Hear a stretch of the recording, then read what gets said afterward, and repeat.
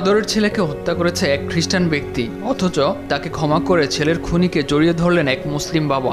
ক্ষমার এই দৃশ্য দেখে অবাক উপস্থিত সকলে, অবাক হন স্বয়ং বিচারকও। খুনিকে ক্ষমা করার এমন নজির দেখে চোখের পাতা ভিজিয়েছেন কাউন্টি সার্কিট আদালতের বিচারক কিম্বারলি বানেল। মঙ্গলবার কেন্টাকির ফেতে কাউন্টি সার্কিট আদালতে এমনই এক নজির দেখান আব্দুল মনিম সোমবাত জিতম উদ নামের সে বাবা। ঘটনার সময় কিছুক্ষণের জন্য আদালত মুলতুবি ঘোষণা করে নিজের ঘরে চলে যান বিচারক বানেল। 2.5 বছর আগের ঘটনা। পিৎজা খেতে গিয়ে আব্দুল মনিমের ছেলেকে খুন করার অভিযোগ ছিল 24 বছর বয়সী অভিযুক্ত রেলফোর্ডের বিরুদ্ধে। রয়েছে পিৎজার দোকানে ডাকাতি, তথ্য প্রমাণ লোপাটের অভিযোগ সহ আরও বেশ কিছু অভিযোগ, যা প্রমাণিত হয়েছে আদালতে।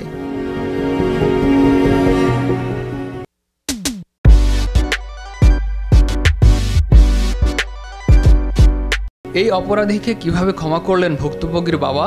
বিচারক, আইনজীবী থেকে শুরু করে আদালত কক্ষে হাজির সকলেই কিছু সময়ের জন্য তাকিয়ে থাকলেন একে অপরের দিকে। দেখলেন রেলফোর্ডকে ক্ষমা করে সাক্ষীর স্ট্যান্ড থেকে আসামির স্ট্যান্ডে গিয়ে তাকে জড়িয়ে ধরে ভুক্তভোগীর বাবা বললেন, কোনো চিন্তা করো না, শুধু সবসময় ইসলামকে স্মরণ করো। যেসব ধারায় বেলফোর্ডের বিরুদ্ধে অভিযোগ ছিল তাতে সর্বোচ্চ শাস্তি মৃত্যুদণ্ড।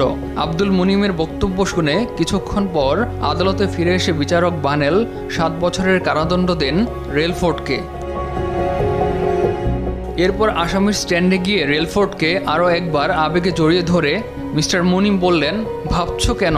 সময়টা দেখতে দেখতে কেটে যাবে, এরপর তোমার জীবনটা আবার নতুন করে সাজাবে, একেবারে অন্যভাবে। এবার শুধু ভালো কাজ করবে, সাথে সাথে সকলকে ভালো কাজ করতে উৎসাহ যোগাবে।